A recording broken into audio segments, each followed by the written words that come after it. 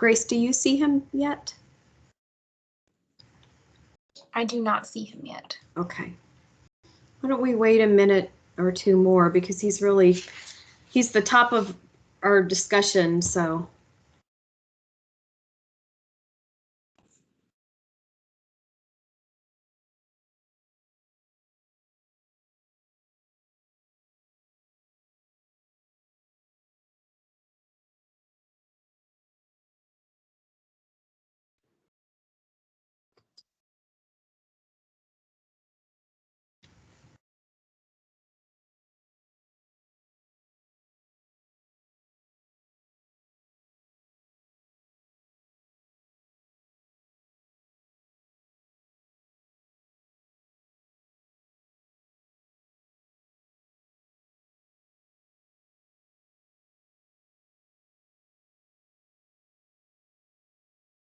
We'll get started at 6:35 for sure.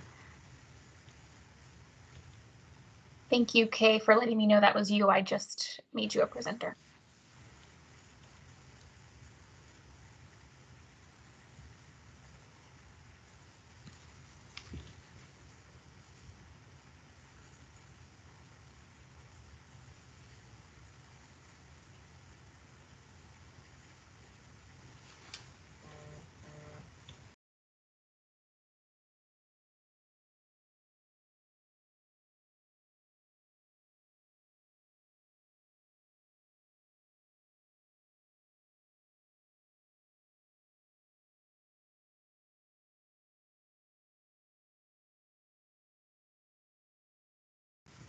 Grace, did you see Sarah's note?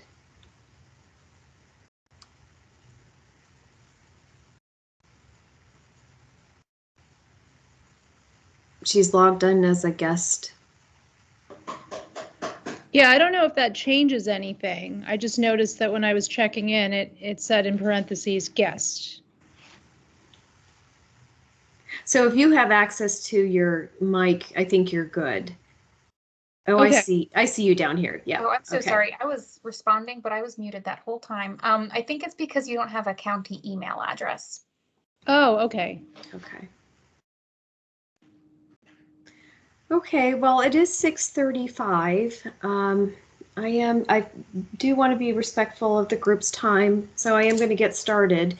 One of the very first slides that we're going to talk about is the redistricting, though, which I don't really have much to say about, but I can just give you just the one-liner. Let me start sharing my screen.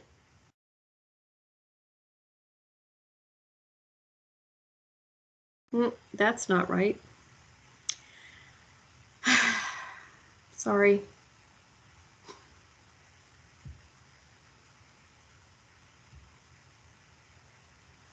That's not right either.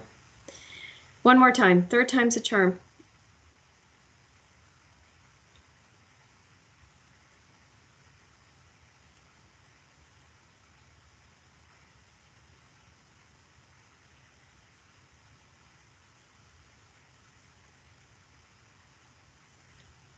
Sorry. Denise, the first one you shared was the notes slide. So you saw that. Oh, interesting. Yeah, so this is the notes one.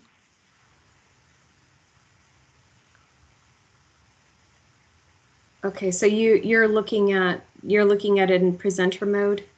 They're looking at the Yeah, we've got the next slide queued up. So I think just before 6:30 when you went to the display settings and Mm-hmm.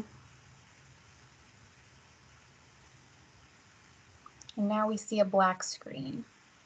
Thank you.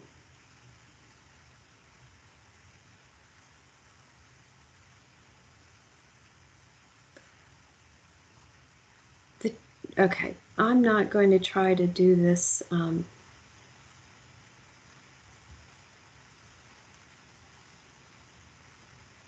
Okay, what do you all see now? This is... That's the agenda.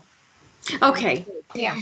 That looks So good. yeah, I'm not going to try to do it in the slideshow mode because it just does not work for me, and I'm not exactly sure why. I can do it in other formats, but not in Teams. Okay, so thank you so much for your patience with that. This is the agenda, so welcome, and we were going to talk about redistricting, and if Mike is able to join us, we will be able to do that. And then we're going to go over the purpose of HODs, the ARB process, and then the revisions to the design guidelines. Some guests that we have with us tonight, although I don't think Mike has joined us yet. So Mike Wing from Supervisor Palchek's office, the Providence District. Christopher Daniel is here, and he is the current chair of the Architectural Review Board. I believe earlier in this process, the former chair of the Architectural Review Board came and spoke to the work group, John Burns, and John has since cycled off, and now Chris is the chair, and Chris offered to come and speak with you, and I think I may pause and give him an opportunity to address the group if he'd like to do that once we start talking about, once we get a little further into the agenda. Sarah Vonish is here as well. She's here to discuss the design guidelines revisions. As I said, I'm Denise Dressel. Again, this is the second time you're meeting me. I'm taking over the lead on this project. Lily Yegazu is with me tonight. She's been on the project from the beginning, so she's a familiar face to you all. And then Grace Davenport is here with us as well. I don't know if Commissioner Nizelski Eichner is on the line or not, but if he is, I'll pause now if he'd like to say something. Okay, so I don't think he's here tonight. And then, of course, we do have the Architectural Review Board members that are joining us that are part of the work group, Kay Orr and Samantha Wong, and then the History Commission work group members, Elise Murray and Sue Kovac-Schumann. And here is the redistricting slide that Mike was going to speak to. I can just tell you briefly that this district was recently, the redistricting just was adopted by the Board of Supervisors, and the district that Holmes Run Acres is in moved from Providence District to Mason District. So that transition is going to be, we're going to be working that out with the two offices, the two district offices. I have a meeting tomorrow to start that process and just get everybody up to speed. So more to come on that. That's basically all I have, and hopefully Mike can join us later, and we can go back to that slide.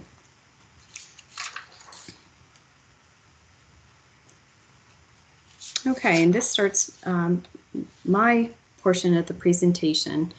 So I'm going to, we've been talking very much in the details, looking at the contributing and non-contributing structures and the character defining features, and that's very much in the weeds, and I'd like to pull back out tonight a little bit and talk to you about some of the overarching big picture things, just basic stuff of what is a historic overlay district, what does it mean for Holmes Run Acres, what is the ARB review process, and what does that mean, and then we'll turn over to Sarah to talk about the design guidelines. So the historic overlay districts are created for the purpose of promoting the general welfare, education, and recreational pleasure of the public through the perpetuation of those general areas or individual structures and premises that have been officially designated by the Board of Supervisors as having historic, architectural, archaeological, or cultural significance. The county has 14 HODs now, including which does not include plus Lorton, which has a memorandum of agreement and is treated as an HOD. The county has 2 pending studies, this one and Holland Hills, as you've been hearing about. Both are post-war, mid-century modern subdivisions. And unlike the National Register or the Virginia Landmarks Register, historic overlay districts are regulatory. There are the historic overlay district zoning ordinance places restrictions on property owners above and beyond the underlying zoning. They are administered by the ARB, and regulations within such districts are intended to protect against destruction or encroachment upon such areas, structures, or premises, to encourage uses which will lead to their continuance, conservation, and improvement in a manner appropriate to the preservation of the cultural, social, economic, political, architectural, or archaeological heritage of the county, to prevent creation of environmental influences adverse to such purposes, and to assure that new structures and uses within such districts will be in keeping in character with the character to be preserved and enhanced.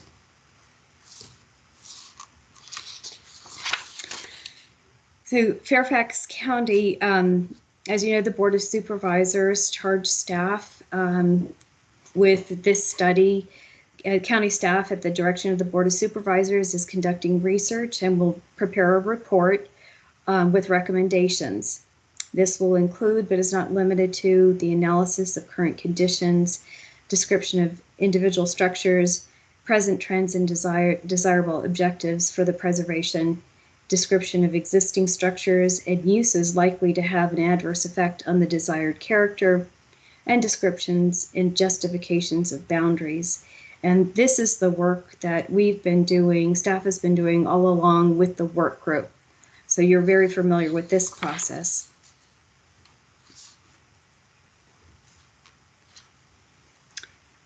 The Architectural Review Board is a regulatory authority that reviews actions on properties in historic overlay districts.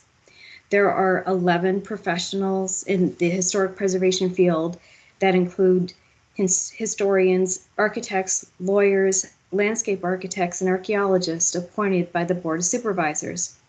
The ARB reviews and is responsible for the approval of needed building permits, sign permits, and demolition permits for the rehabilitation and new construction and the exterior alterations requiring building permits in historic overlay districts. The ARB makes recommendations on zoning actions such as rezonings, special exceptions, and site plans in historic overlay districts. The Department of Planning and Development and Heritage Resource staff will review and approve building permits on the ARB's behalf in the following circumstances: for the construction, reconstruction, exterior rehabilitation, remodeling, alteration, or restoration of non-contributing buildings and structures, or for accessory structures when the proposed development is neither adjacent to nor visible from a historic property or a contributing property, or certain roadways. We also can administer administrative reviews for re-roofing and re-siding of non-contributing and non-historic buildings, and for signs that have previously been approved by the ARB as part of a larger property-wide sign plan. And this is the application process, which we're actually automating soon. We're adopting a plus system, which is just an automated system for all land use development applications. So come late January, early February, this will all be automated. You'll just go to a web page and put in your application and go through this process. And so these are the things that this is the application process. So a submittal is made to county staff and to the Architectural Review Board. You submit the application and supporting materials, and once the application is complete, it'll be scheduled for discussion and or action at the next ARB meeting. The ARB meets once a month. At that meeting, the board members will have a discussion with the applicant about the proposed alterations or whatever project it is. And if there's agreement on the details, the ARB will vote to approve. And then after the meeting, the applicant will receive an approval letter from staff. So the application materials may include, depending on how complicated the proposed project is, the following information might be required to be submitted to complete an application. At a minimum, the documentation should clearly communicate to the ARB for the record the nature of the proposal and its impact on the historic character of the district. And these are the materials that could be required for your application. The application form with a historic overlay district map showing the location of the property, a site and grading plan, landscape plan, architectural drawings, photographs of the property and the adjacent properties, cross-section of the property, outdoor lighting and sign plan, and drawings of accessory features. All depends on your application. So you've seen this graphic before. It's what is when a permit is required. So if on the left, if your proposal is to conduct any of these activities, new buildings, additions, or structures, porches, decks, sheds, but large, over 250 square feet, swimming pools, retaining walls over 3 feet, new exterior stairs or stoops, and demolition of buildings and structures, then you will need to come to the ARB for review and approval. And then, of course, on the right is the list of those activities that do not require a building permit, and therefore ARB review and approval would not be required.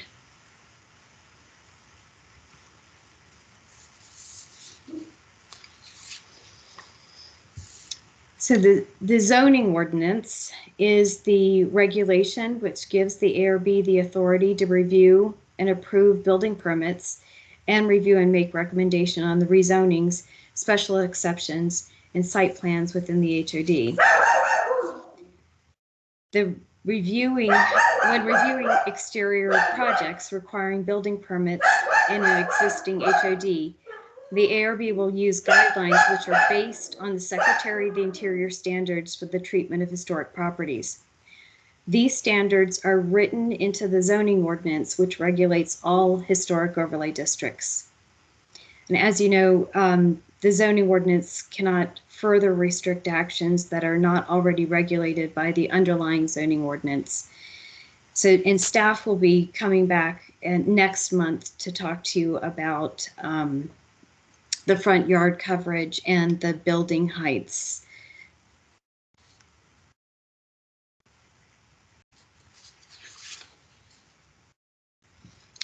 So the design guidelines, which you've heard a lot about, and you've been reviewing the second version of, they're based on, again, the Secretary of the Interior standards for the treatment of historic properties. They're best practices for keeping the architectural style and historic character of a district. And they're not regulatory, but they are used as a basis for discussion by the Architectural Review Board when a permit is required.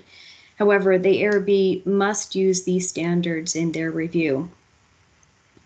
And at this point, I'm going to stop sharing my presentation and see if there are any questions over what I went over. And I'm going to mute myself and go shut my door. I'm sorry about the dogs.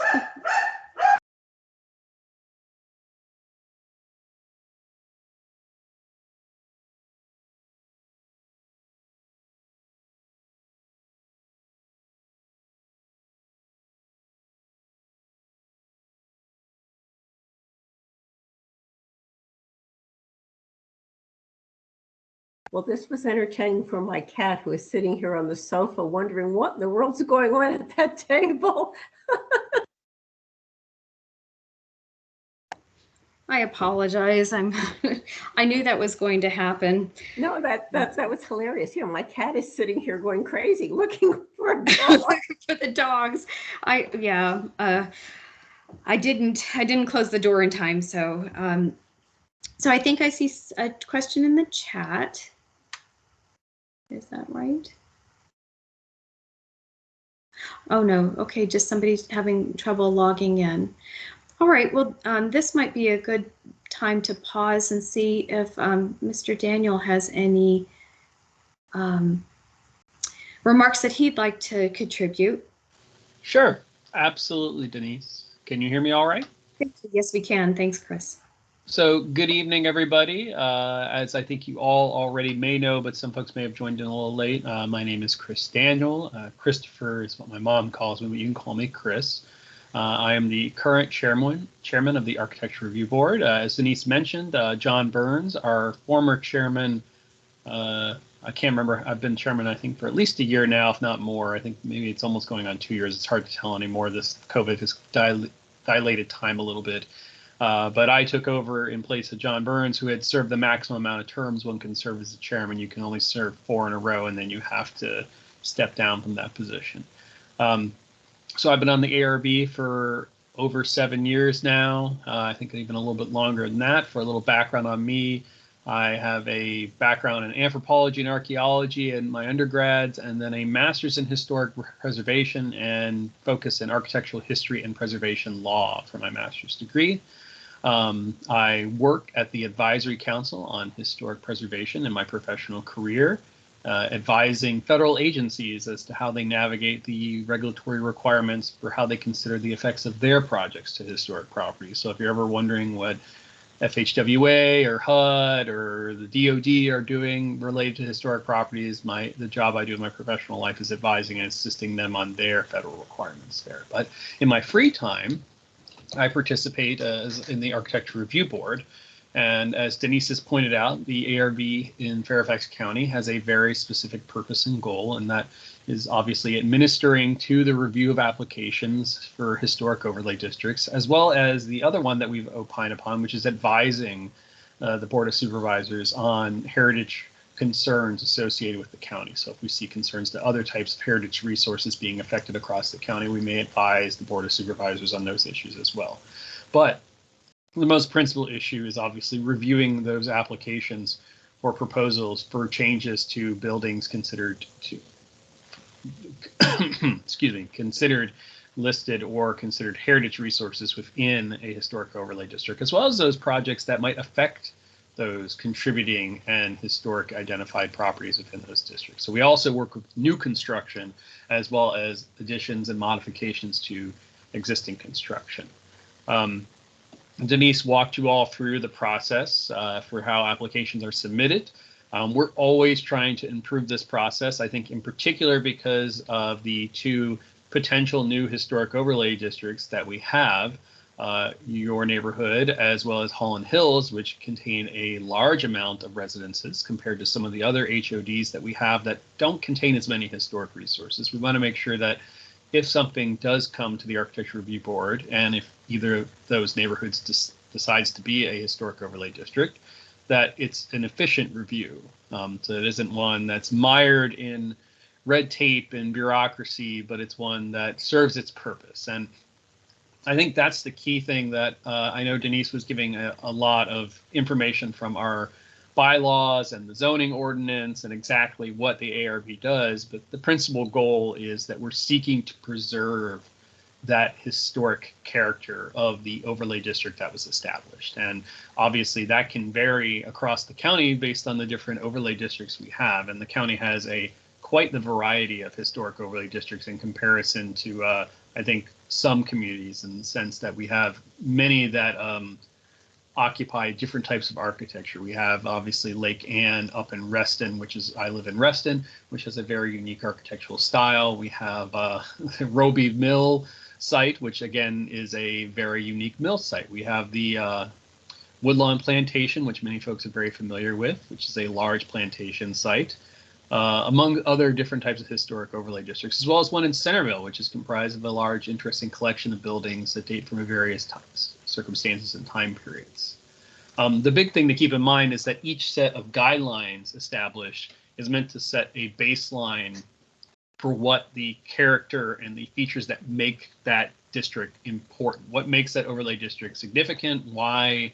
What about it, conveys the history and the unique architecture in most cases about the homes, residences, structures within that district. And so that's part of the process that you all are involved in, is working on trying to help the county work through the process of saying, should this be a historic overlay district? What about it makes it a historic overlay district? So that if it is eventually recommended by us, as well as then decided by the Board of Supervisors to be one, the ARB has something to work with when we are reviewing applications. I find that this is the most important part, because without that information, the ARB is going to be scratching our heads sometimes when submissions come in. So your contributions here are very important and very appreciated.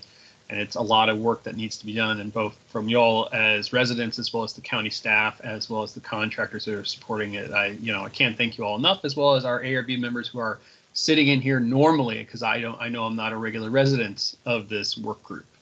I think the other thing I'd highlight that Denise mentioned was the Secretary of the Interior standards, and kind of going back to looking at the fact that in recent past, the county's guidelines for each of the historic overlay districts had not been updated since 1992.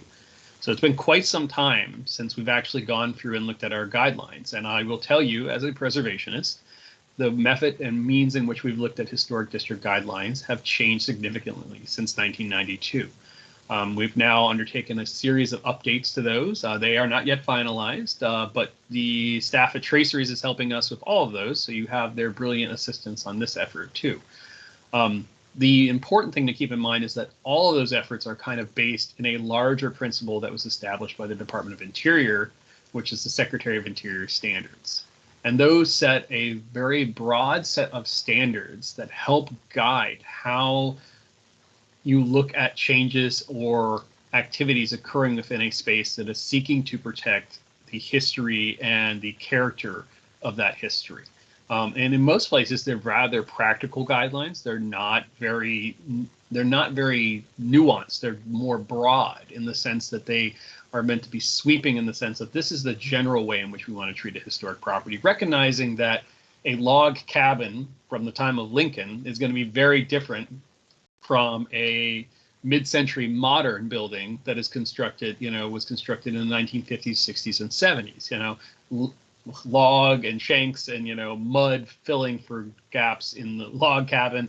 Mid-century modern, you're talking modular, you're talking very new materials, you're talking cutting edge technology for the time, a lot of very steep, sharp angles and different types of glass.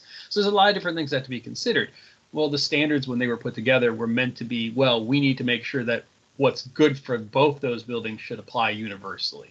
And in most cases, they're very basic principles, like when we want to repair something, we try to repair first rather than replace. If we do have to replace, we try to replace in kind, as opposed to replacing with something that isn't an appropriate material. Because, and this gets to the larger context, we're constantly seeking to maintain the integrity of all these places. The battle that I think me and my fellow board members are constantly working with is, how do we make sure that these spaces that we are seeking to protect on behalf of the county maintain a level of integrity that allows an individual to appreciate and enjoy what is historic about them for years to come, so that those small changes over time don't slowly compound into losing and degrading and diminishing what may have made that space historic.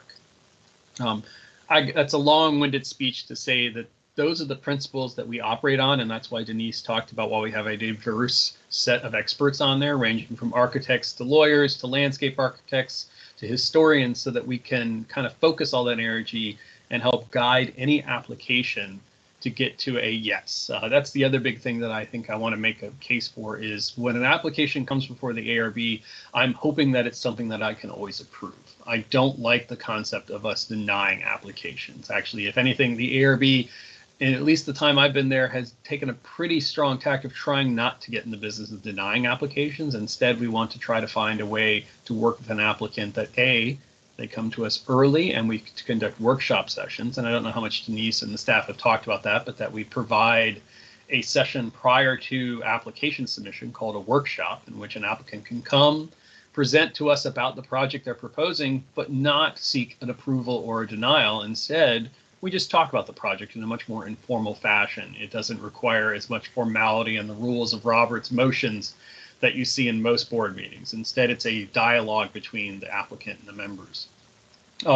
If we have a good set of guidelines, and if Holmes Run Takers decides to be an HOD, I have a feeling that's really going to help you get there already. But I want to point out that the ARB is in the business of trying to encourage applicants when possible, if they feel like they have questions, maybe consider that avenue. And we want to work with an applicant to reach that level of approval. I also want to highlight that when an application comes before us, we really do look at the guidelines and the standards that have been set up for us. And the architects in particular, who you have set, two of them who have been occasionally on this task force, that's something they're going to really look at with plans, materials, and designs. On the other side of it, the historic architect and the architectural historian like myself are going to look at the history of the district, as well as how that meshes, the proposal meshes with what is there and what is being changed and how it's being affected. Again, sorry, I could talk for forever about this, as you imagine, because it is my profession that I do in my daytime job. But I just wanted to avail myself of you all and make myself known, since obviously we do change out chairmans occasionally, and obviously look forward to listening in to all the rest of the discussion and taking any questions y'all might have at any point. And that's about all I got right now. Denise, I didn't know if there's anything else you want me to talk about. No, you really covered it, but I did thank you very much for offering to answer questions. I was wondering if anybody in the work group had any questions at this point. And if you don't, that's quite all right. You can also, if you think of one, feel free to put them in the chat too. Yep. I do meetings for my job most of the day, so I recognize that something might come to you as we're progressing on, and so I intend to be around for the duration of the meeting. So if something springs on you to want to ask, feel free. And if you think of something after the fact and you want to raise it to Denise, I'm also happy to facilitate and answer that question as well. Thank you, Chris. Appreciate it.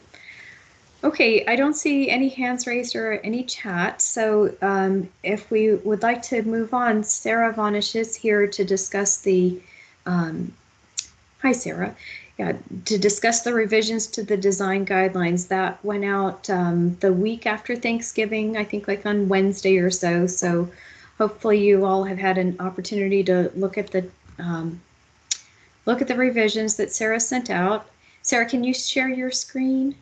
Yes, and as I pull it up, I'm going to keep my camera off because my Wi-Fi is not that strong. So I just wanted to just remind you all of my face, but I'm going to keep that off. But let me pull up my slides. And Nancy, I do see your question. We'll let's get through Sarah's presentation, and then I'll circle back to it if that's okay. Thank you. Okay, you can see my screen okay? Yes, we can see it. Okay, thank you. It's okay. So Sarah Vonish again with Traceries, helping prepare the design guidelines for the potential Holmes Run Acres HOD. We are returning with a revised draft. We received a number of really good comments on the last draft, and I know we had a lot of good discussion a couple of months ago, but it's been a while, so I just wanted to come back and remind you of a couple of things and just go over some of the changes that were made and some of the topics that we received the most comments on. So this is a slide you've seen before, but just as a reminder, and I think Chris and Denise both gave a really great intro to the design guidelines, so I'm going to be repeating a lot of the stuff that they said, but I think it's worth just going through again. But the purpose of the design guidelines is to provide a comprehensive document to provide both homeowners, applicants, and the ARB with the historical background on the HOD, the character defining features that should be preserved moving forward, and importantly, to provide practical guidance and recommendations on treatments that encourage compatible design, strengthen and enhance the historic and architectural character of the community, and facilitate ARB's consideration of a project. And as Chris mentioned, these guidelines, which include recommendations, both treatments that are recommended and treatments that are not recommended, and they are consistent with the ARB's review standards, which are based on the Secretary of the Interior standards for rehabilitation.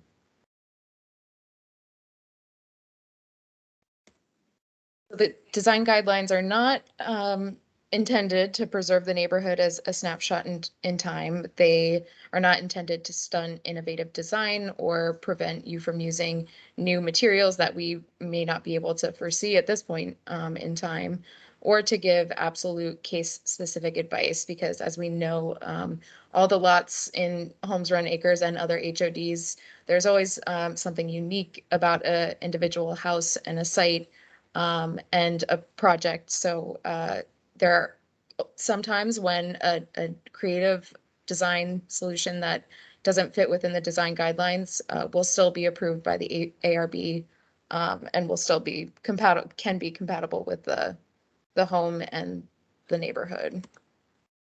So these are the standards that we've been talking about, and I have them listed here. I don't know if I don't think we need to read through them, each one of them, but as Chris talked about, they're really broad standards and goals, and a lot of them really focus on retaining and preserving historic materials, finishes, and features, and recognizing that when a treatment or when a material is no longer existing, or when it's deteriorated beyond repair, the ideal treatment is to repair and then replace it in kind to match the historic, so that we retain the historic integrity of the community. And it also talks about new construction and new exterior alterations or additions, and having work both differentiated from the old, yet being compatible with the massing scale, size, and architectural features of the historic buildings.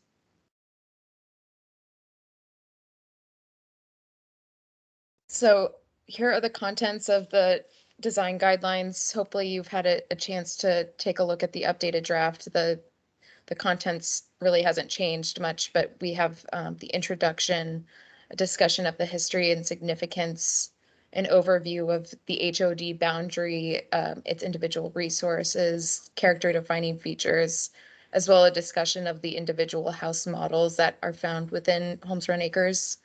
And then we have the design guidelines that are separated into 3 categories: one for preserving and rehabilitating existing buildings, one for new construction and new additions within the HOD, and then a section on landscape, streetscape, and archaeological resources. And here again is just some breakdown of how it's organized, treatment recommendations for building elements and features such as foundations, walls, roofs, windows, etc., as well as guidelines for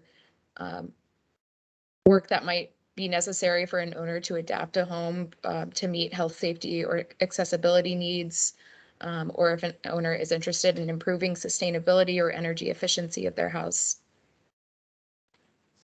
And the landscape guidelines, as we've discussed before, the landscape is really integral to the character of Holmes Run Acres, and having the homes sitting within the landscape, and the mature trees and the winding roads, it's just integral, and both the buildings and the landscape are equally as important. So recommendations for how to maintain that character is within that section.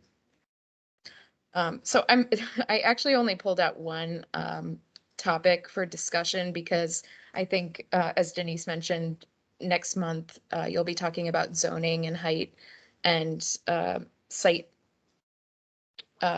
coverage. So I think from our discussions last time, one of the biggest comments we received was the interest in not having not recommended photos So you'll see in the new draft, we really emphasize recommended treatments and use photographs to illustrate the recommended treatments throughout the document. So we've excluded the non-recommended. Another comment we received a lot was on the roof pitches. So we went back and looked at the historic documentation, and we found that the historic homes within the neighborhood, the different models, had a roof pitch that ranged from 1/12 to 2/12. So that's a low pitch roof. And the bow door, the approximately 1/12, appears almost flat, just because of the pitch of the roof. So how that relates to the recommendations and the guidelines, we are encouraging the retention of existing low slope gable roof forms, and if necessary for materials. Materials are obviously an important component of the historic character of the buildings, recognizing that all the mid-century materials that were used may have been mass-produced, may not have been the highest quality, and may be more susceptible to deterioration and replacement over the years. There was a lot of discussion about the specific material recommendations. So we've really tried to emphasize that the replacement material ideally matches the historic, but if the historic is not extant, it is compatible with the historic appearance of the houses in terms of texture, color, and overall appearance. And so then for new construction or new additions, the roof slope comes in recommending new roof slopes or low slope roofs that are consistent with the character and compatible with the existing buildings. We didn't add a specific roof pitch that should be used. I mean, again, these are recommendations, they're not requirements. So we don't want to prescribe any specific roof pitch because, as we know, there could be a certain situation where a specific roof pitch might not be appropriate, or where it wouldn't fit the owner's needs, but that's always going to be a discussion with the Architectural Review Board. Hey, Sarah. Yep. This is Chris Daniel from the ARB. Since you mentioned that, I want to comment on something that the ARB has kind of changed since our previous guidelines. Okay. So the guidelines that the ARB had or has still had much more strict definitions for height and pitch and things in many of the historic overlay districts. And one thing that the membership particularly commented on when we assessed the revision to our guidelines was stepping away from that, because we felt that those types of very prescribed numbers and pitches might actually limit the ability to be creative or the ability to be flexible with types of designs. If the guidelines that we developed for district said it must be 34 feet and it cannot exceed that, or it must be this exact pitch. Not to say that there might not be desirable pitches, but that we found that trying to be that strict actually made the guidelines more constraining to development, as opposed to allowing them to think a little bit outside the box. So that's something that we obviously were happy to see traceries do in all our districts that we're updating guidelines in. Thanks, Chris. That's a good point. So just moving on, this is my last slide and then we can discuss, but just pointing out where we are in the overall schedule. This is a revised draft. I hope to receive more comments from the work group members and have more discussion with you. These will be revised again before eventually making their way to the Architectural Review Board and finalized if the HOD does move forward. So I just wanted to point out there's still time for input and your comments. And with that, I'm going to stop sharing and turn it back to Denise.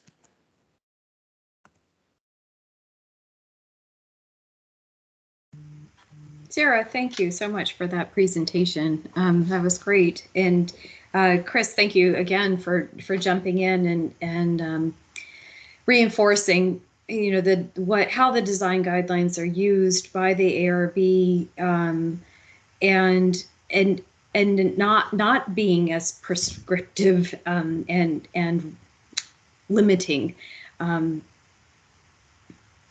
for just for design purposes. So I do see, there are two questions in the chat.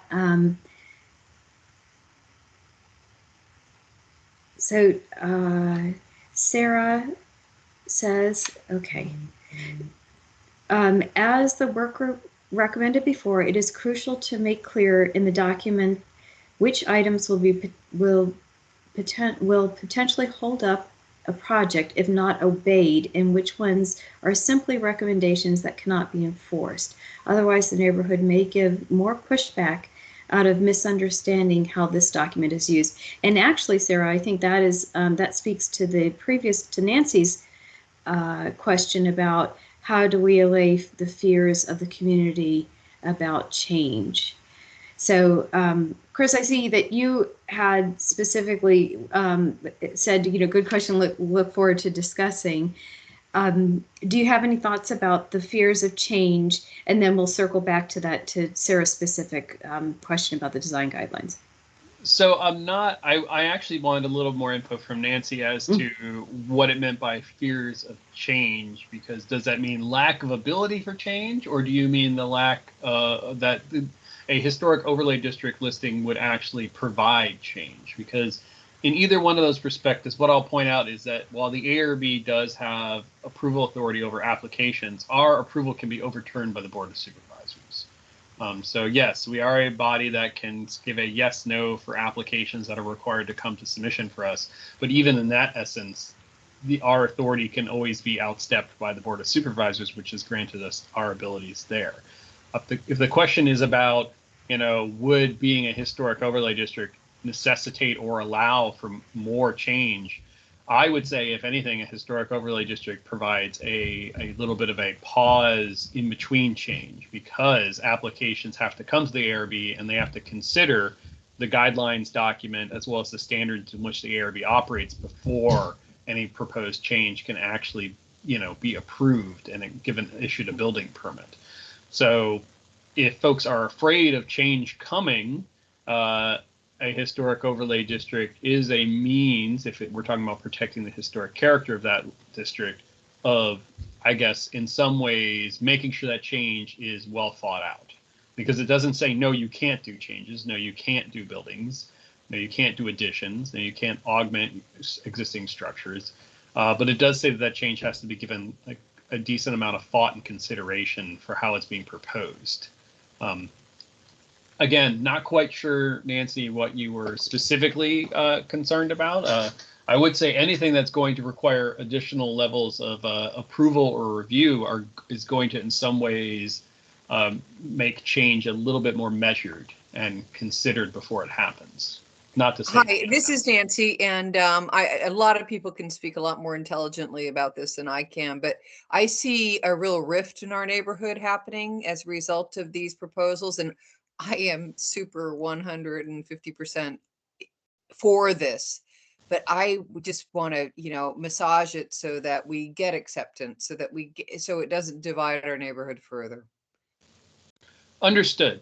And that is a common trend amongst many types of historic districts all across the country, obviously, because the county isn't the only group that has historic overlay districts. They happen all across the country, and because they're locally done, there are various levels of restrictions and requirements placed on them based on the municipality. And as Denise talked to in the beginning, what our goal at Fairfax and Fairfax historic overlay districts are striving for is maintaining and kind of preserving that historic character that makes Holmes Run Acres unique, that gives the space that, feeling that it has when you go there, that this is a space separate from other parts of the county, that defines it, makes it unique. And a set of overlay districts is going to strive to maintain those characteristics. And part of the effort of what Sarah's doing is trying to kind of distill that into a document that the ARB as well as applicants can navigate. And I think getting to some of what Sarah's bringing up regarding, what can and cannot be obeyed. The problem you run into with that is if you have a set of yes/no standards, then you start to get so rigid that you're getting into a territory where nobody can do anything.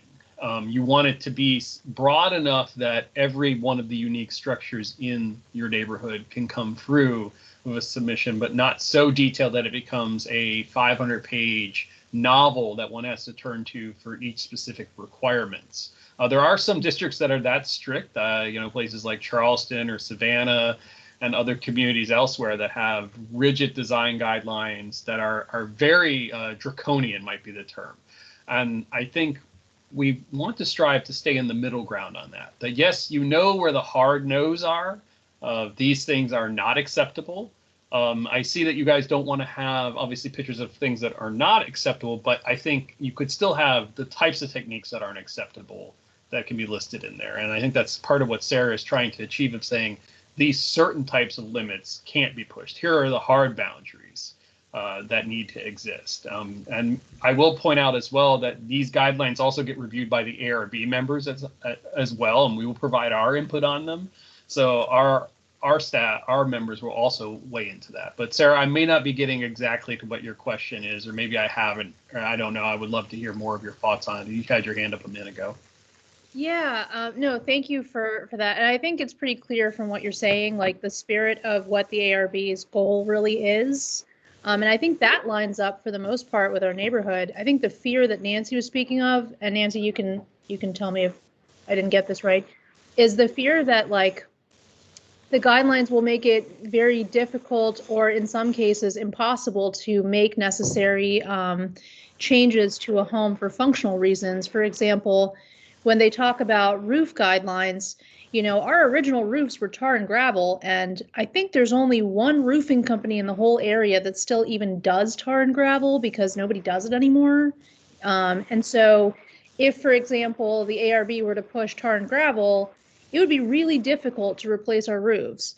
And our roofs, they tend to leak because they're low pitch. So timely replacement is probably crucial to preserving the whole structure. And I think the fear is that, there'll be so much restriction that it'll be hard to get work done in a timely fashion. It'll be prohibitively expensive to do it, in a very purist way. So I think what would help with that is language that more clearly differentiates between what the hard rules are and what's not, so that people can be prepared for their proposal and avoid a denial by following the rules, so to speak. So I think very good.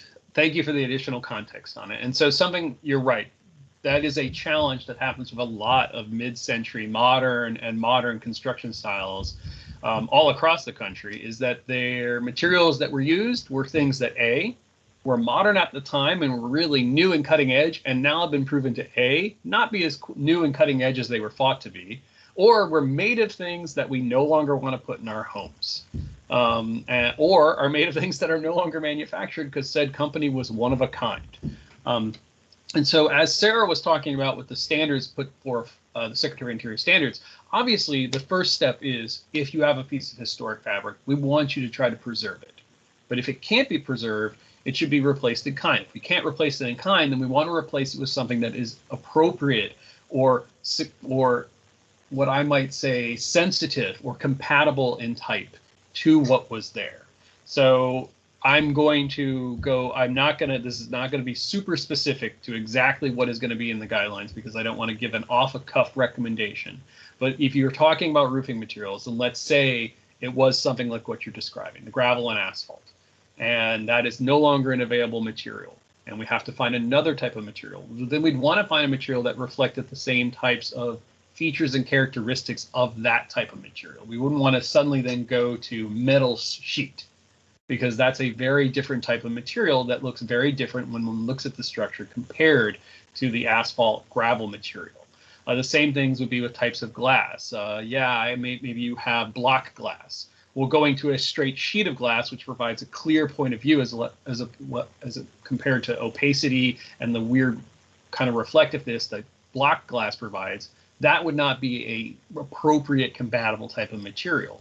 And so that is something that the guidelines could also work on, and something we may want to consider about is what are types of compatible materials in places where the historic fabric is already gone and we want to repair or we want to replace something else. The other point to keep in mind is if the fabric is already gone, and well, then the fabric is not there to preserve. So then we're looking at a facsimile or something that can be put in that doesn't further, create a false sense of historicism, or something that comes in and doesn't draw attention away from the other remaining pieces of historic fabric. And again, that's why you have the ARB there, and that's why you want to have guidelines that can speak to that. The ARB, as far as I know, Denise, has not yet provided the review of the homes around acres set of guidelines. And that's something that obviously we will do as well with our expertise and want to provide our input on. And that's something I'd want to see as a reviewer. If an applicant came to me and the material that they were proposing to replace was replacing something that had already been replaced, then I'm going to want to understand, well, what do we think is a good way to replicate the historic material that no longer exists, but doesn't require an applicant to try to find a singular manufacturer that may not exist as well. And that's something that as the ARB we're also sensitive to in the practicalities of material acquisition as well, that some things aren't made anymore. And so we need to find compatible or other sensitive materials in those places. I will say I am a person that will commit that if the original material is there, replacing it for the sake of replacing it is not usually something that works with me. An example I'll give is in Lake Anne. The storefronts in Lake Anne have wood framing around their glass storefront windows. The majority of those have been replaced with aluminum framing now. Just over time, that seems to have happened before it was made in this historic overlay district. But there are some that remain. When several of them came, the response was, well, we want to just match what's there now, which is aluminum. The ARB considered that unacceptable. The wood material was there. With the appropriate treatments, it could still be maintained. We expected to see that because there was no case to be made for why it had to be removed at that point. So there's an example of a push and a pull on the side of the ARB. On the other side of it, material is not there. Well, what's an appropriate compatible material that you might suggest? And we see that a lot with roof materials as applicants come in, present something that's acceptable. Hopefully I didn't go too long-winded on that, Denise, or as well as to Sarah and Nancy. Hopefully that got to what you were looking for. I appreciate that. Thank you. I just one more thing I would ask about is, so a lot of the times the consideration is also cost and accessibility. So even if somebody, that, for example, using the roof example, like there's one maker of tar and gravel roofs that are in the area, so that it technically exists and you could technically get it, but what if there's a 6-month wait and your roof can't wait that long? Or what if it's going to cost double or triple the amount of like a TPO roof? What if that is out of a homeowner's budget? Then how is that approached by the ARB when the perfect thing to do is out of the budget of the homeowner who is trying to make the improvements? What I think the truthful answer is it's always going to depend. It is never going to. I cannot speak for the entirety of the makeup of the ARB and the ultimate decision that they would make. Obviously, as Sarah pointed out, those guidelines and those standards are there for us to follow, but the ARB has approved things that in the past that I might not have felt comfortable approving, or things that former ARB members would not also find acceptable for approval now. Like there is a level of flexibility given the fact that you have a panel of experts to work to. Now, obviously, the guidelines are meant to establish a standard that is meant to, if possible, maintain that integrity of those buildings. Do we keep that in mind and consider that when it comes to cost and feasibility? Absolutely, we do. But I definitely cannot give you a hard yes every time I'm going to say, well, sure, use the cheaper option. That's one of the, I would say, balancing acts of a historic overlay district, is the fact that we are seeking to maintain and preserve these properties in a way due to the fact of their significance. So that's a balancing act. And I recognize that it's one that a homeowner has to keep in mind. And that's why we're going through this process right now and considering whether or not this neighborhood wishes to become an HOD. I don't want to candy coat it, obviously. I can't say a hard yes or no. That's probably very much a government answer. And I guess since I work in local or federal and volunteer and local that's on brand, I suppose.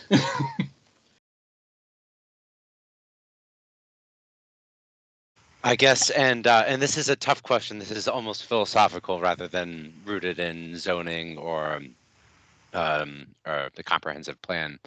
But I guess the bigger question that residents have expressed basically is how can we have any certainty about how the historic overlay district will play out? And I think the guidelines are part of it. I think also maybe a question that people have in their minds is continuity. We've had lots of rules of the game change with COVID, with staff turnover, with a new magisterial district. How do we know the ARB is currently largely Holland Hills residents who are familiar with this process, who have, not largely, but there are a few members of both the ARB and only one. Okay, so in the past it has been more. So it's good to know that that we will be novel cases for the ARB in many instances. Maybe that's all the more reason why people do want certainty about how this process will play out. So I think, and so what I would say is you're right. There's always change. What I would say is the biggest investment here is one, the Secretary of the Interior Standards, which is kind of paraphrased inside the zoning ordinance, has not changed significantly since the 1990s. Those standards have continued perpetually and are adopted in the zoning ordinance of the baseline in which the ARB looks at things. And they are very broad in the sense that they are not meant to be very detailed in each individual treatment. So working off those, the guidelines can always be updated and revised, but this initiative that you all are undertaking right now is the first starting point in that. And obviously, I think you raised an important question because Holland Hills and Holmes Run Acres, sorry, they present a unique opportunity for the Architecture Review Board and the county because they will be, if either one of them or both of them are turned into HODs, a very large HOD with a large amount of residences in them and a large amount of structures compared to several of the other HODs, which means the ARB is going to be very particular and focused on how applications are reviewed there, so much so that obviously some things can easily be reviewed for staff, so that we are only really reviewing applications that require a heavy amount of oversight and says input from the ARB. I don't want every application, everything that's coming to the ARB to require a conga line of applications. I want the things that are the most critical to diminishing the integrity of that historic overlay district. I want a efficient process for routine and regular actions that continue to maintain and preserve the character of the homes, but not one that gives a amount of thoughtful consideration to those other ones. Now, with regards to changes, since those standards don't change, it really is only about the ARB membership changing. And that's obviously something I can't control in the long run. ARB members come and go. I will say a lot of our members are fairly long-standing. I'm still, I would say, a younger member at only about 7 years compared to some of our other members, but we also represent a diverse set of backgrounds and locations across the county. So you've got a unique set of views, but we're not all tied to a particular area in the county. So that broad set of views, I think, brings a balance to it in the sense that we're not, we don't lean one way or another, I would say. We're not political appointees, we're volunteers that come from the preservation trades and architecture backgrounds and engineering backgrounds. And we're also homeowners and residents of these various parts of the county. So we recognize that we're here to help our fellow citizens too. That's, at least me as the chairman, that's one of my goals is I'm a homeowner too in the county. I don't want a process to be onerous so much that I can't actually take care of my home. So as long as I'm around, that's something that I always keep in mind in my considerations. This is Keith Gardner. Can you all hear me? Yes, we can. I have a question. I'm a member of the working group. Size, scale, and mass is by far the biggest issue for our community.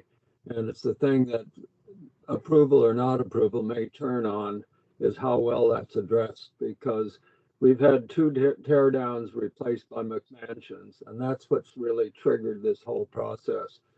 I think the size, scale, and mass portion of the new construction guidelines is pretty good right now. But I was wondering if we could address the question of tear downs more explicitly in the not recommended section, in terms of not recommending tear downs of functioning houses. That's not explicitly stated there, and it would help a whole lot if we had some mention of the tear down factor. Well, Denise, I think you already know from the ARB's perspective, we are pretty much universally against the demolition of historic or contributing properties in historic overlay districts. So I don't think we even had one come across our desk in quite a while. So, but so you got my support there to emphasize that where you can, and I think the standards also highlight that is a absolutely not a preferred approach is to demolish a contributing structure. Yeah. Well, if there's any way that can be made explicit in the not recommended section, I think that would help. Yeah, I think we can make an explicit reference to that, certainly. I don't, Denise, what is the process when someone submits a permit application for demolition?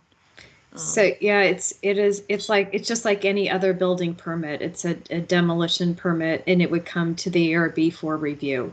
They would follow that same process that I outlined. They don't come very often in historic overlay districts. And to be honest, the only few that I can recall were actually for the demolition of non-contributing structures in historic overlay districts. So they were buildings that were not contributing to the character and the history of the district. And even at that point, the ARB was less concerned about the demolition of the non-contributing structure and more concerned about what was going to be proposed to be put in its place. Yeah, because exactly. That's actually an even larger concern, I would say, from our board's perspective, is new construction can more greatly detract and diminish the integrity as opposed to leaving something that was built previously but may not necessarily blend perfectly, but just as a little bit off compared to modern construction now. That is a much more challenging process because to be compatible, you're going to need to blend a lot better. That's exactly what I'm thinking, because we have some non-contributing houses now. One of the things that would really damage us is if the non-contributing but acceptable house got torn down and was replaced by McMansion. That would be even worse. So I'm glad to hear that you pay attention to that. And it looks like, Denise, you've got a slew of other folks raising their hands. Right. Yes. So I think Elise was next, and Elise serves on both the History Commission and the Architectural Review Board. So, Elise, did you have something to offer? Thank you. Yes, I want to say that what you want in terms of holding tear downs is noble and it's wonderful, but Virginia is a property rights state.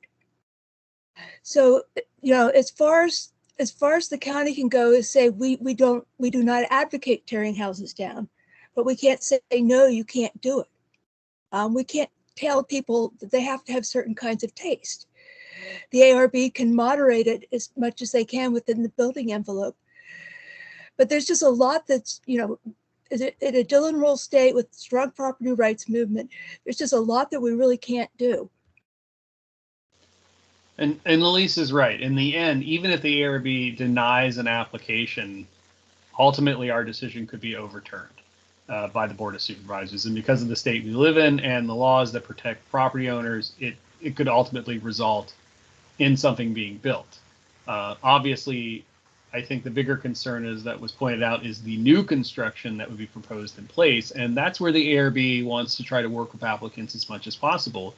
And that's where I think the guidelines that you're developing, if that's one of the major concerns, is highlighting that the massing, scale, pattern, and spacing of new construction obviously should be high consideration, so that if something is newly constructed in those places, that it is the most compatible it can be. And obviously, as you can imagine, while Elise pointed out, while something could still in the end get built, it's a lot easier to build something when it's going to get the approval the first time, as opposed to have to go through the long process of a denial and eventual approval. So we want guidelines that are receptive enough to say, hey, if you build it this way, it is acceptable, and work with the ARB so that we can get to something that is acceptable, as opposed to, oh, well, you'll get denied, but as pointed out, ultimately in the end, it may still get built. And that's just a pragmatic look at the, obviously the way the ordinance and approvals operate in the state of Virginia.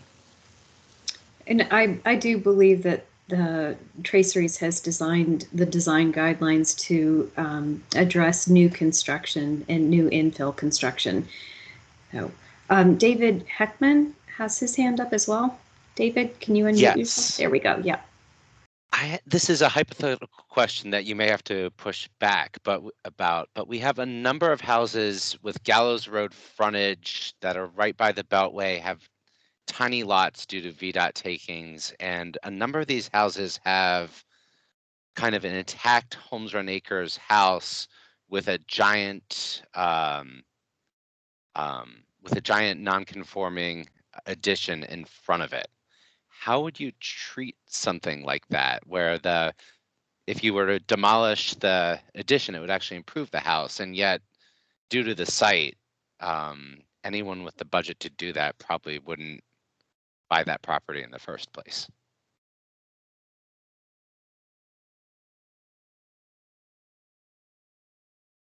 Well, Denise, are you looking for my input on it?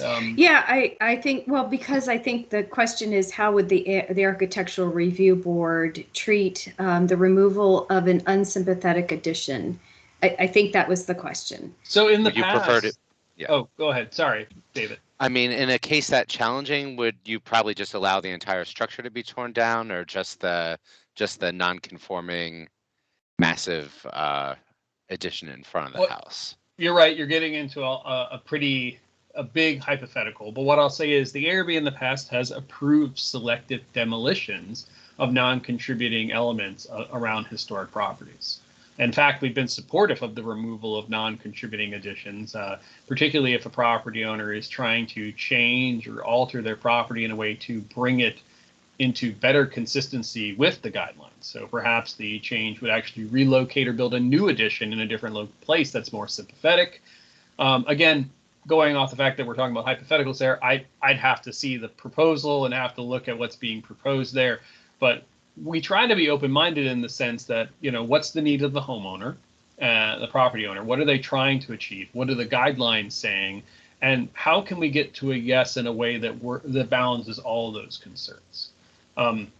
You're right, the location and the proximity to other things are things that have to be kept in mind, but I've seen some very creative solutions in my time on the ARB, and in my professional career working with the federal government, I've seen some pretty creative solutions for design with feds about how we can try to work the middle ground on that. So again, that's where I emphasize the workshop side of the ARB. The ARB also does allow workshop sessions for folks that are proposing more complicated, or I would say more challenging proposals. They can always come to the ARB for a workshop session, which is more informal, involves a much more,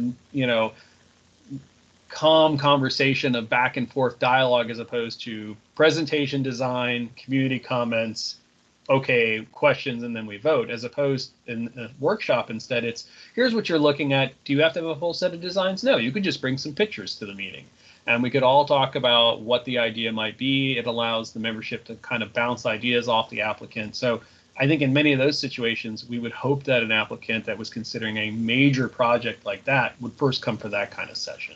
The other thing I'll highlight is the ARB has also always had available to itself for applicants to seek input of individual ARB staff if they feel like they would like to avail themselves of that. It has to be obviously at the agreement of the ARB staff, as well as if it's an ARB expert member might offer their input on it. And it can't guarantee an approval, but we've seen several applications seek the input of our landscape architect in the past. Just, he provides some observations in advance of a submission to say, well, here's what I might suggest.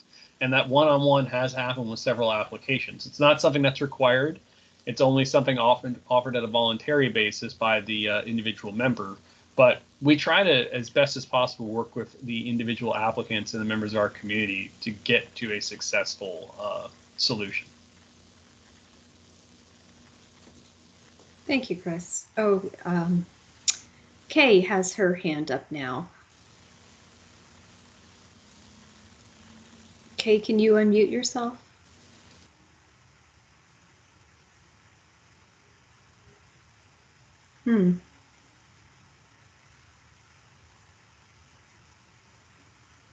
Kay?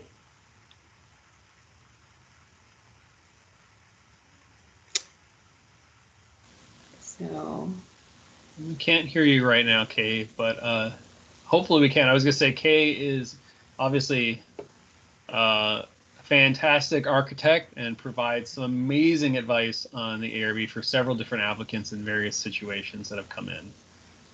So if she can ever figure out what's going on with her mic, I'm sure she'll be able to share some fantastic insight. Keith, did you have another question, or your hand is still raised? I just want to make sure that I don't overlook you.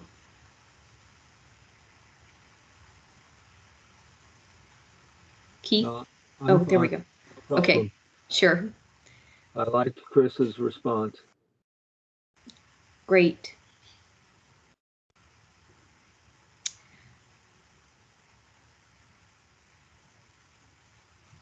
Well, I don't think Kay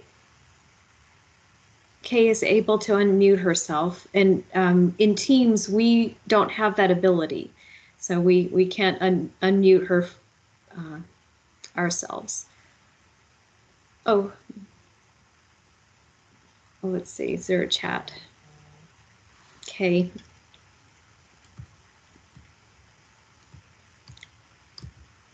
So Grace, could you read the chat? I have a square blocking my chat. I can't read it. How about, can you hear me now? Oh, yes, we can. Great, Okay, good. okay. Thank you. Thanks. Well, I think the community's concern is for that individual who isn't going to come to the workshop, who is going to build as tall and to the extent that zoning will allow.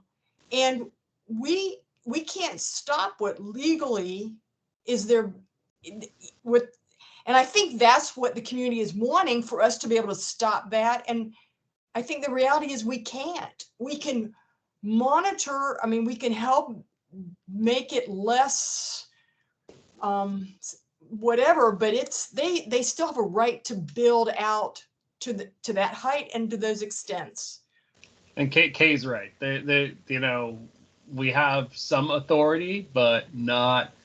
I work for an agency called the Advisory Council on Historic Preservation, and I always highlight to folks, advisory is the first word in our name for my agency, so you can imagine how much enforcement my agency has then, with advice being the first line in our name. The ARB has some teeth in its abilities under the zoning ordinance, but ultimately, because of the way the law is written, an applicant and a proposal could build up and out, depending on what they're proposing. We're not going to be the ultimate, roadblock for that type of activity. We are going to be a consideration that has to be kept in mind, and it's something that we obviously will opine upon and weigh in on. And if we disagree with it, we're going to make our disagreement clear. But I can't promise the moon in that sense.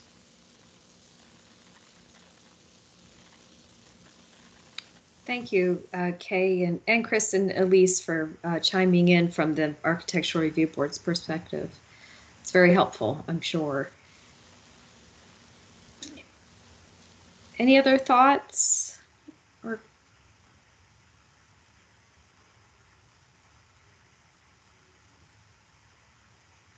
questions? Sarah, when would you like to receive comments by for the design guidelines? I have not seen, nobody has emailed me their comments. Did you have a date? Did you want them before the next work group meeting, or? Well, I mean, I'm flexible. Okay. Within the next 2 weeks, if we receive comments, then I can organize and review and come back to the work group during the next meeting, and we can have some follow-up discussions. Okay, great. So that would be, I think that puts us the first week of January. I understand the holiday is difficult, so if you want to do the end of that week, okay, maybe that'll give people a little bit more time. Okay, sounds great. Thank you so much. So that would be the 7th or so. Yeah. Okay. I can send out an email to the work group letting them know that we'd like comments, so you can do revisions, the next draft of revisions before the next work group meeting. Well, at least have some idea of what the comments are to talk Right. about with the group. Yeah. Sure. No, Okay. got it. Yeah. Okay, did anybody have any other? Denise, I just noticed a question in the chat. I don't know if Oh, you saw that. you know, I'm sorry, I can't. I have this blue thing, block square, sitting in front of my. Yeah. I can read it for you. Thank you, Grace. It's from Interested Observer, who is an attendee. Okay. And their question is, when will a list of contributing and non-contributing structures be published by the staff? That will be in the staff report, and we're a ways from that. I think we're thinking of publishing the staff report in the summer. We'll come back to the community, a whole community meeting in April or May. I think we're scheduled, so we're not quite there yet. It'll be a while.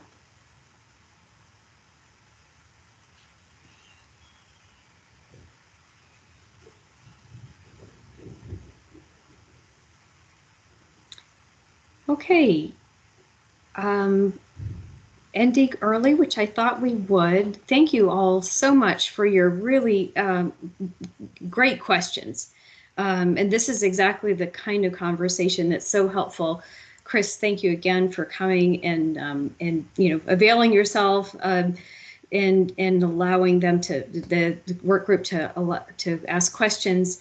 Community member, this is their community, and this is their thinking. They're going to be the most affected by this. So, absolutely, yeah. I definitely, you all are raising very important and valuable questions, and you're right. The HOD is a historic overlay district is a big decision for any community. And we've had quite a few of those come up in the last year and a half now going on in the county. It's an exciting time to see those considerations.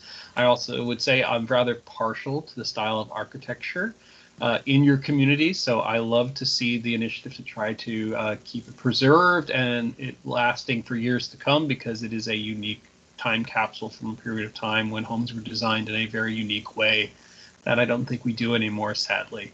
But I'm happy to be here, happy to come again. If anyone ever would like me to come again, I'm always happy to participate. And thank you, all of you, for providing all your input to Denise and the county staff, because this is really the helpful input that they need to try to understand exactly what this historic overlay district might look like so that they can provide a recommendation to staff. Thanks, Chris. Okay, so Denise, go ahead. One more question from Sure. Observer. Okay. Should the HRA neighborhood expect a polling process similar to Holland Hills in order to seek approval for the HOD? So I believe in one work group session, the chair of your so I've forgotten what you call it. Which one you all have? You don't have an HOA. We have a civic association. Thank you so no much. Covenants. The civic, yes, thank you. The chair of your civic association was talking about putting out a poll as you had done at the beginning of this process to determine whether to even go forward seeking the historic overlay district. So I can't speak for the community on that. I can only say, excuse me, that is something that they were discussing. And David has his hand up.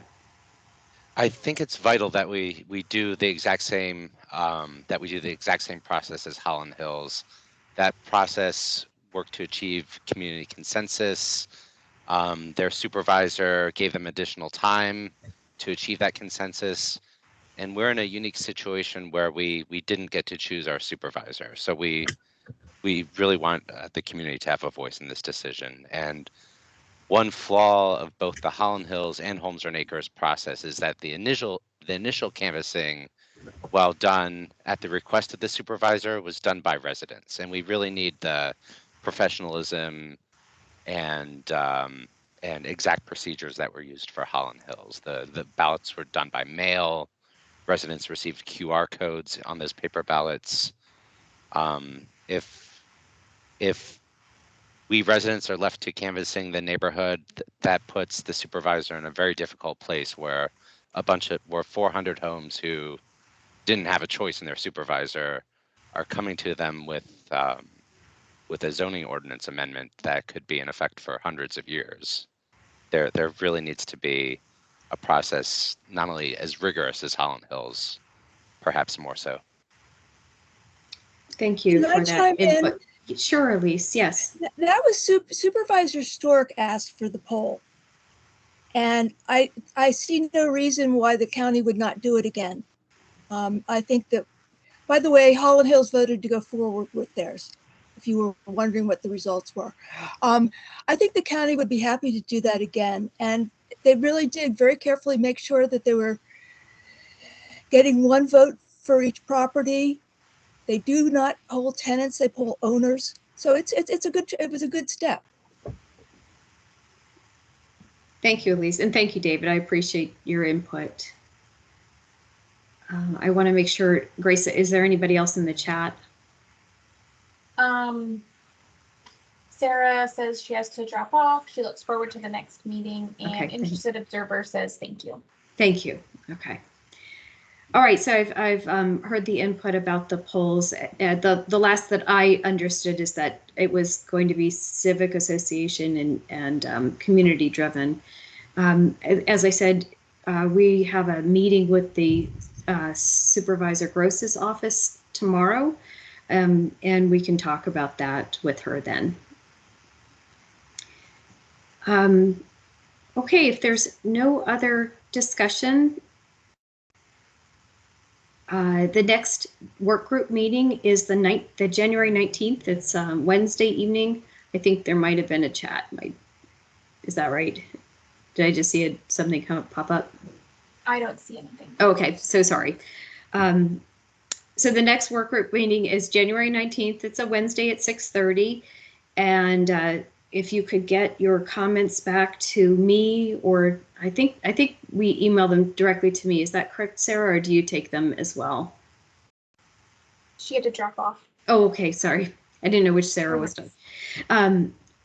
But you can email your comments for the design guidelines directly to me. I'll send out an email after this work group session to the whole group, letting you know what the dates are. And that would be January 7th, and that'll give Sarah an opportunity to respond to whatever changes still need to be made to the design guidelines and bring those back to you on the 19th. And at that time, we'll be talking about the front yard coverage and the building height discussion for the zoning ordinance. So thank you all very much. A really productive and fruitful conversation. And thank you again to Chris and all of you who participated. All right. Good night, folks. 8 o'clock. Take care. Thanks. Good night. Thank you. Take care.